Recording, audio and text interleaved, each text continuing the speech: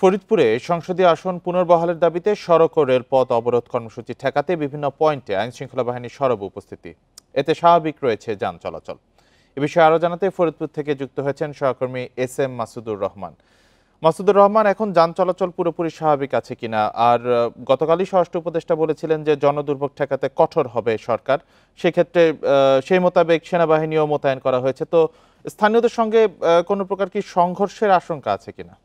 যেমনটি বলছেন, ফরিদপুর 4 আসনের ভাঙ্গা উপজেলার দুটি ইউনিয়নকে পার্শ্ববর্তী একটি আসনে সংযুক্ত করার পর থেকেই ফরিদপুরের ভাঙ্গা এই আলগি এবং হামিরদিবাসী তারা আন্দোলনের কর্মসূচি ঘোষণা করে।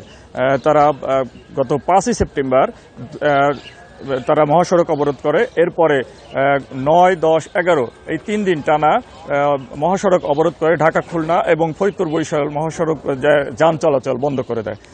তা এরপরেও নির্বাচন কমিশন এবং সরকার তাদের দাবি না মানার প্রেক্ষিতে গত 13ই সেপ্টেম্বর থেকে তারা সর্বদলীয় ঐক্য পরিষদের আহ্বানে আবার 3 দিনের যে মহাসড়ক অবরোধের ঘোষণা দেয়। গতকাল ছিল তার প্রথম দিন, আজকে তৃতীয় দফার 6ষ্ঠ দিন। কিন্তু গতকাল পর্যন্ত এই মহাসড়ক অবরোধের কারণে যে জনদুর্ভোগ সৃষ্টি হচ্ছে, সরকার সেই জনদুর্ভোগ লাঘবের জন্য স্বরাষ্ট্র মন্ত্রণালয় থেকে নির্দেশের পর আইন শৃঙ্খলা রক্ষাকারী বাহিনী আজ সকাল থেকেই বিভিন্ন পয়েন্টে অবস্থান নিয়েছে, যেখানে আন্দোলনকারীরা মহাসড়ক অবরোধ করে তাদের দাবি আদায়ের চেষ্টা করছিল। সকাল থেকে আইন শৃঙ্খলা বাহিনীর উপস্থিতির কারণে এখন পর্যন্ত যান চলাচল স্বাভাবিক রয়েছে।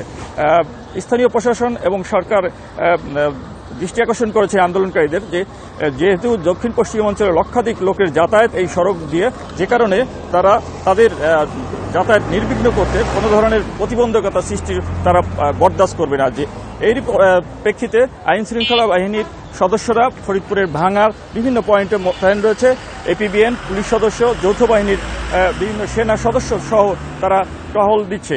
আমরা লক্ষ্য করেছি সকাল থেকে ফরিদপুরের ভাঙার যে পুকুরিয়া, আলগি এবং পাশাপাশি এই বাস স্ট্যান্ড, ভাঙ্গা বাস স্ট্যান্ড সহ মুন্সিরাবাদ বিভিন্ন পয়েন্টে তারা গতকাল সকাল 6টা থেকে সন্ধ্যা 6টা পর্যন্ত যে অবরোধ কার্যক্রম করেছে এবং বিগত 5 দিন তারা অবরোধ করেছিল, সেই পয়েন্টগুলোতে স্থানগুলোতে পুলিশের সরব উপস্থিতি।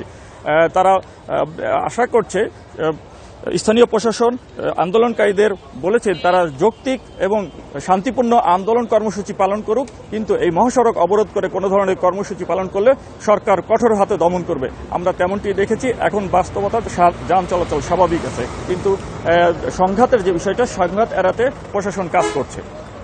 ফরিদপুর থেকে জানাচ্ছিলেন সহকর্মী SM মাসুদুর রহমান।